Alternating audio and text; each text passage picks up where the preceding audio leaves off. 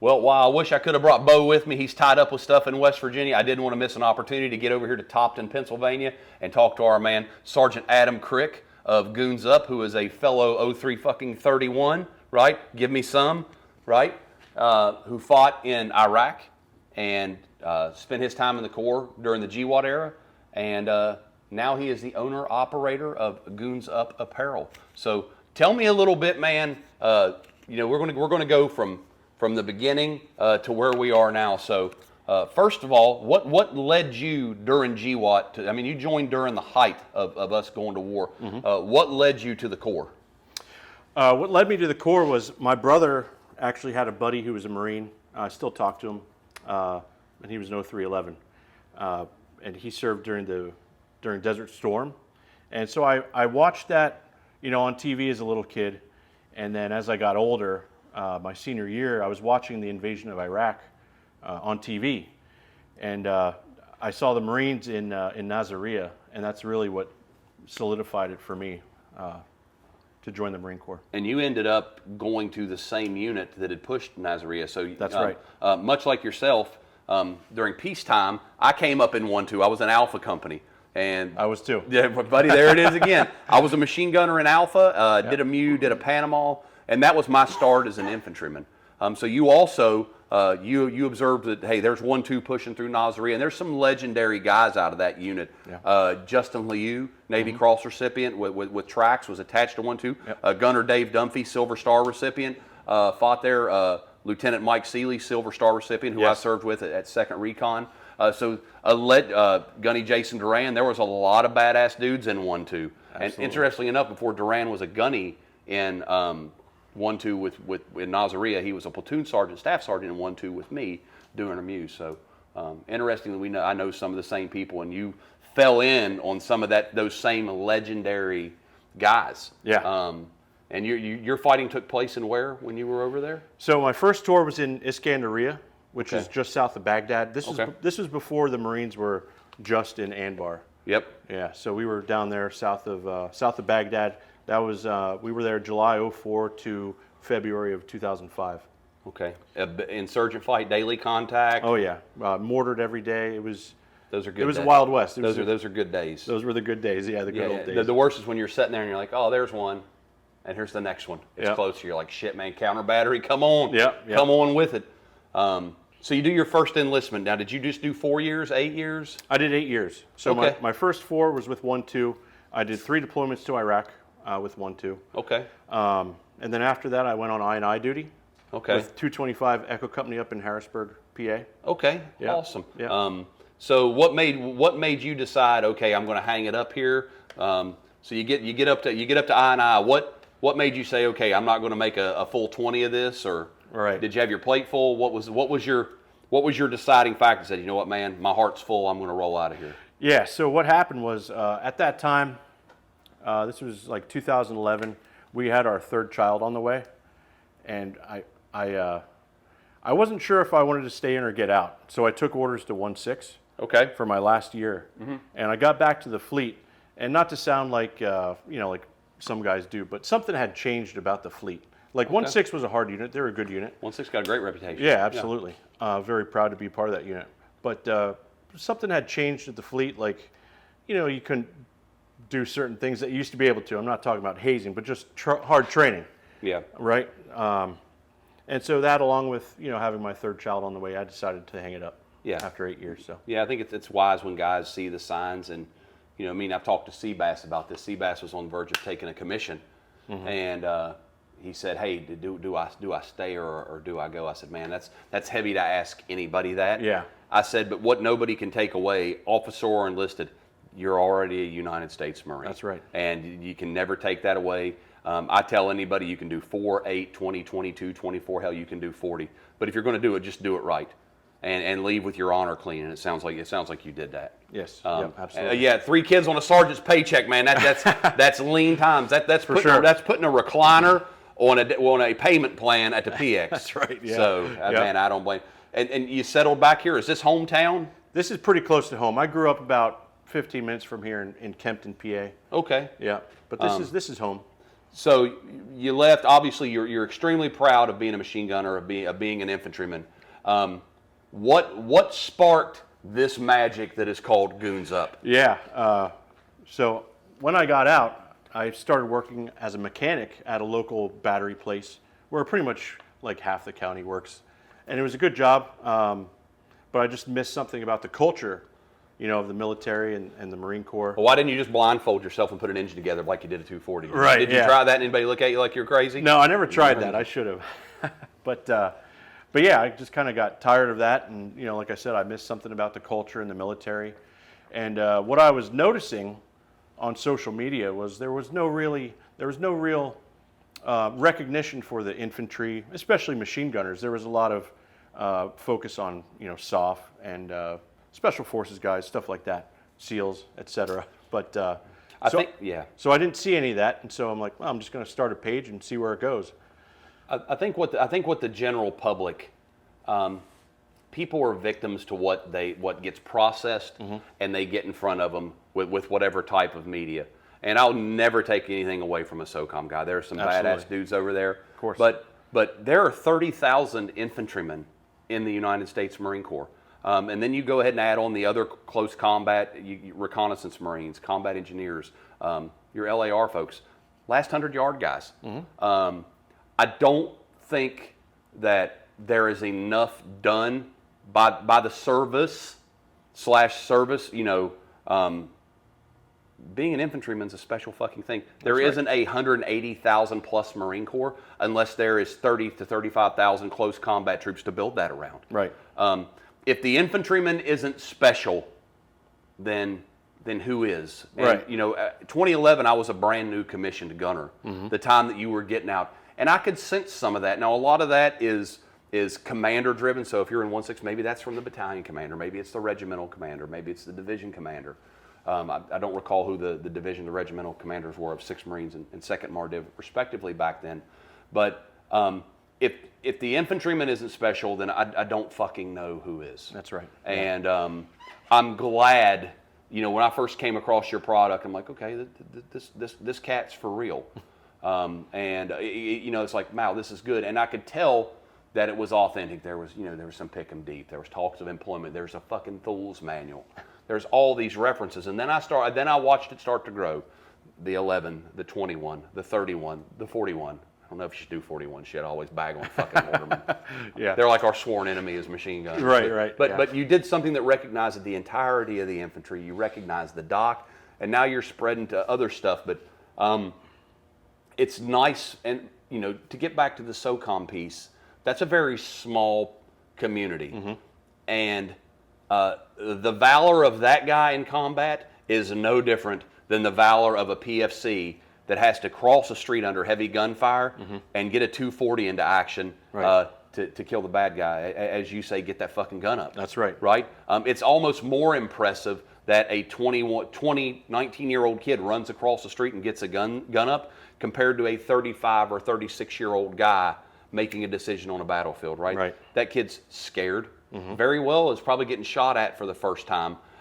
That's an amazing thing. So, yeah. So I'm glad that you have, be it peacetime or wartime, the pride of the infantry is alive and well here, and I'm glad to see it. It's getting out there, man. Yeah, so, absolutely. That's what I love to hear. Everybody knows, I'm a Carl Gustav self, and I sell rocket launchers. Recoilless rifles is the correct term, but you can go ahead and call it a rocket launcher if it so pleases you. But I travel around. I go to barracks. I go to lounges, barracks rooms, battalion CPs, and I go everywhere. And I've seen that flag. I've seen that flag. I haven't seen the Manila John. That's pretty fucking badass. I'm surprised. Hey, advanced machine guns, east and west. That should be on your fucking wall. That is super fucking cool. And then of course there's the classic, right? I see these everywhere, and Marines are excited about it.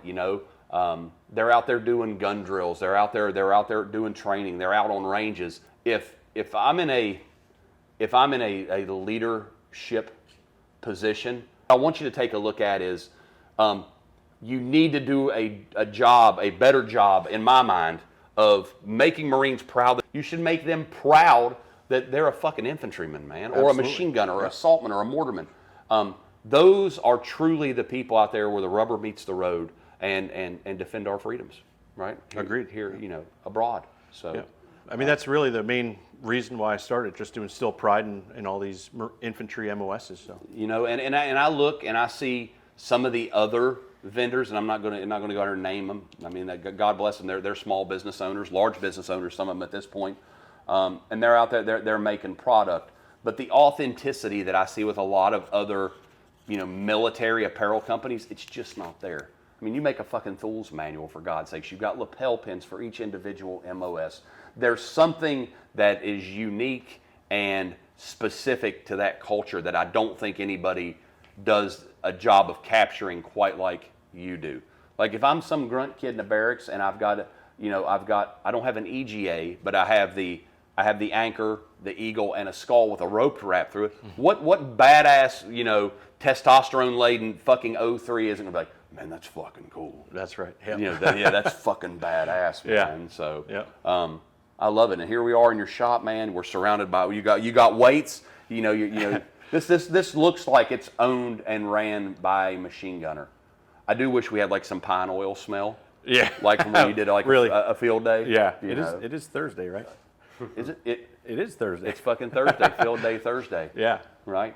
But man, I'm super impressed. And like I said, I see the goodness in what you do. I see Marines rally around your stuff, and I think it's good that you are certainly adding some of that fire to. It's a good thing. It's a good thing to be an infantryman. It is. It's good. Absolutely. It's good. Yep. And we were talking earlier off camera, and I'd said this for a long time. Recently, I had a hand in convincing the Marine Corps to support a trophy for the best 0369 in the Marine Corps. Mm-hmm. For those of you that don't know, that may only do 4 years, 6 years, but you don't hear about these big Marine Corps sponsored events. We recognized the best rifle squad, 321 it this year, which I think was absolutely awesome. I was a gunner at 3.2, bastards. We recognized the best gunner, okay? We recognized the best captain, but we recognize also across the reserve force, across MARSOC, that we recognize their best people. And I would go to these awards dinners and I would go, the fuck do you not recognize the best platoon sergeant in the Marine Corps? Mm-hmm. And there's so many examples. There's Platoon Sergeant Mitchell Page. There's John Hanley, fought a company as a gunny in Wave City after all the officers died. Look no further than over your shoulder, right? There's tons of examples. And I remember talking to General Bierman, who at the time was PPNO, that's the OPSO of the Marine Corps. And I said, General, man, we have fucked away an opportunity to recognize the best platoon sergeant. How have we done that? And he looked at me and he goes, yeah, we've punted this. We need to do better. So I think we need to raise our infantry up more. So, and yes, I'm obviously saying this because I want one of you to latch on this and be like, hey, that old motherfucker's right. Yeah. We have a super squad, and I think it's great. Man, there's kids up there with 3 super squad badges from 3.2. Like some of the kids that won it last year did it again, which is even more amazing. But we're going to do it for the rifle squad. Why don't we have Top Gun competitions where your best machine gun squad and, as much as I hate to say it, your best mortar squad. Yeah. There's going to be a mortarman that's going to fucking stick a knife in me one day when I go to like a base. Because like, oh, there's the old machine gun guy. Yeah. Right. Recognize them with something. Be like, man, that guy was a Top Gun with a machine gun squad. And maybe come up with a competition where they've got to do movement to contact, offense, defense, 240, Mark 19, 50 cal, the works. Gun drills. Right? Yep. Gun drills. Yep. Movement to contact in support of, and maybe you tie them into a super squad competition, Marine Gunners, okay? And maybe we do the same thing with the mortarmen. I think that would be great if we did something like that. Because once again, I don't think, we don't exist to do anything but to close with and destroy. So we should take every opportunity to raise that up. Yeah. The Army has a best mortar competition. So They do. And then we talked about badges, and I know we were talking about when I'm over at Bodette's house, and his picture of his grandfather is on the wall. He's got 2 expert badges, and off of both of them are like multiple bars.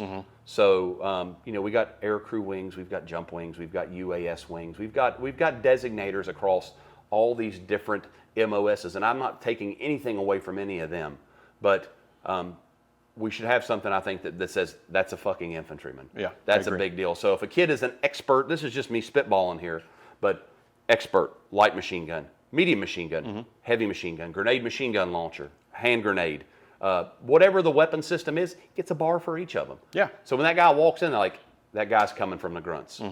Right? Whatever we can do to make people proud to be a warfighter. Well, I think that, you know, and there's going to be some old head out there that's going to say, we don't need all that shit. A Marine's a Marine. True. But guess what? I just named off plenty of examples where we say this guy's different. We have a martial arts belt. We have all these different designators, right? Yeah. And all I'm simply saying is if everybody else rates something, how do you forget the fucking grunt? That's right. Yeah.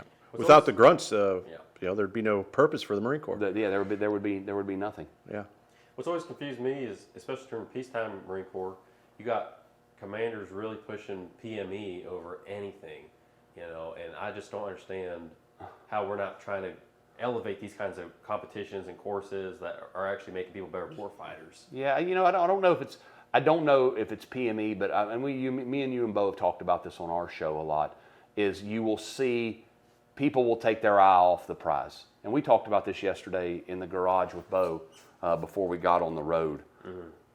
If we have to go tomorrow, you're only as good as you are today, and if you've spent that time, stay off the grass. You know. Wrong priorities. Wrong priorities, man. Stay off the grass. You know, make an overly big deal about, we just did a battalion-sponsored corporal's course. Oh, great, they learned how to use swords and drill. While important, it's not more important than get the fucking gun up. Yes. Check your back blast. Crossing a danger area. Patrolling. Yep. Yeah. Haters can't hump. That's right. Right? The things that we know collectively from experience, that matters. Because all those young kids, man, from 18 to hell, I could say they're all young. Hell, the battalion commander's young. He's he's probably 38, 39, right? The only people that's old there is probably the gunner and the master guns, right? But, you know, the next time we go, know this, none of them have been shot at before.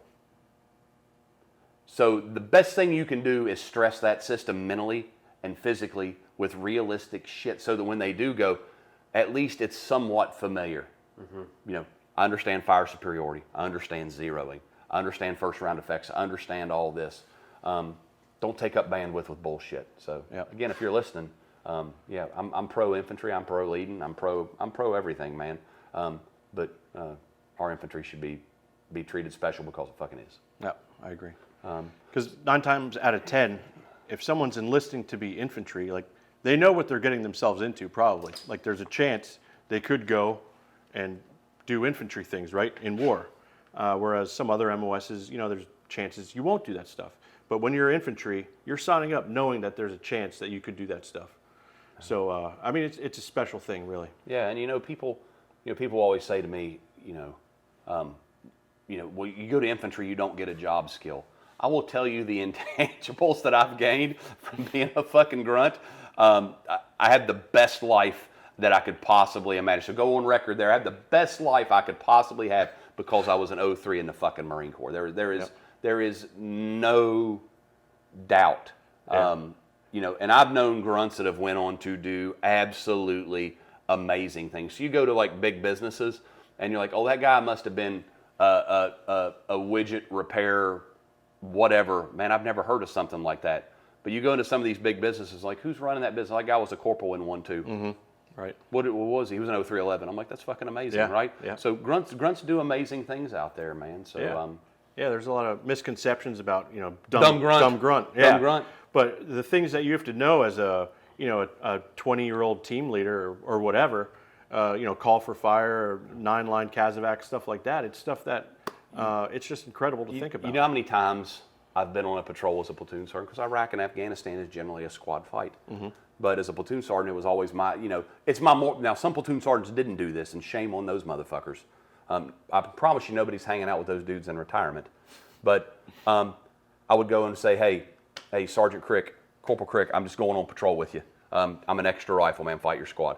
And I could go wherever I want, platoon sergeant, but if I just walk in the back, I'm like, the power I have a 22, 23-year-old squad leader, 21-year-old team leaders, and 18 and 19-year-old riflemen walking the beat in a foreign land, ready to bring harm to the enemy. They have mortars at their disposal. They have machine guns. And here's this 23, 24-year-old guy, and he's leading 16, 17 men on a battlefield. Yeah, our infantry special, man. Yeah, infantry special. no doubt. So, changing course a little bit here. What's been going on here with Goons Up? Anything new, late breaking? Anything you want to tell anybody about? Yeah, so we just released a bunch of new stuff for the 250th birthday of America, right? So we got a bunch of new American flags with all of our different up logos on there, which is pretty cool. Moving forward, we want to just keep supporting the infantry. We want to do more stuff for veterans. So we're looking at, so this year, for example, we're hosting a unit reunion for my unit 1-2, and we want to do more of that moving forward. So that's kind of on our horizon, because I really think that, with a lot of the stuff going on with veteran suicide and stuff like that, I think there's a lot of organizations who say they help, or maybe they'll get a bunch of random veterans together, and I think that's good. But I think the real way to combat it, and this is just me thinking out loud, is to have reunions and get the Marines who served and soldiers who served together back together, because I think that's really important. I know what it does for me. Yeah. A couple of years ago we had a reunion, and it was a 20-year deployment reunion, and I saw some of the guys I haven't seen in 20 years, and it was like we never missed a beat. Yeah. It was like we just saw each other yesterday, and so I really think that's important. That's what I really want to try to do. So that's kind of what we've been working toward here at Goons Up. Yeah, I tell you, I personally experienced that with 3-6. We had 3-6 reunions, and I've seen the weight that comes off of guys. Because it's funny, you take a Lance Corporal or a PFC, and now he's propped up at a bar with his company commander, or the battalion commander, or his platoon sergeant, or company gunny, and he's like, "Remember that day that you chewed my ass, or I thought it was the end of the world." They think that there is this so much space, and there's not, man. And when you tell them, "Dude, you did a kick-ass job that day. We were, the moment of truth. All these things were going." It's like you are giving them your blessing that they weren't fucked up, or they were doing a good job, or So it's like it's a reminder that there's a lot of healing that goes on with these. And I've had guys that don't see things through that same lens be like, well, what nonprofit, what this, what that. Get in a fucking car, get to see your brothers. It is the best. And look, it started out as a Kilo 3-6 thing. Next thing you know, I've got weapons company guys. I've got H&S guys. I've got all these guys coming together, and you can just see, Seabass has been there to record some of these, and man, you can just see the weight and the happiness. You're reestablishing friendships. And I'll tell you, I moved home when I retired, and I've got some great guys that I grew up with, but nothing to my Marine buddies. Like you said, I ain't seen this motherfucker in 20 years. Yeah. Hey, brother, let's get it, Nothing like it. Yeah, man, I wouldn't trade it for the world. So you're having the reunion when? End of July, so July 31st to August 2nd or so. And where's that going down? Lenhartsville, PA, which is just about 10 minutes from here. Right on. So my parents' farm. We're fortunate enough that my parents own a farm with plenty of land. We bring machine guns out there, and we shoot machine guns and just have a good time, cook out, and it's awesome. So we want to do more of that. Hey, I'm an old 1-2 guy. Can I show up? Yes, absolutely. So, hey, if you were in 1-2 with me, right, we might make an appearance at the 1-2 reunion up here in Pennsylvania. Come on up. So that's badass. Where do you see Goons Up going in the future? Yeah. So we really just want to keep promoting the infantry and just keep growing it, keep instilling that pride within the infantry. And over the years we've started branching out. I think, like JC said, to other MOSs too, because I think that everyone should take pride in what they do, because it's important, and it goes a long way. Yeah.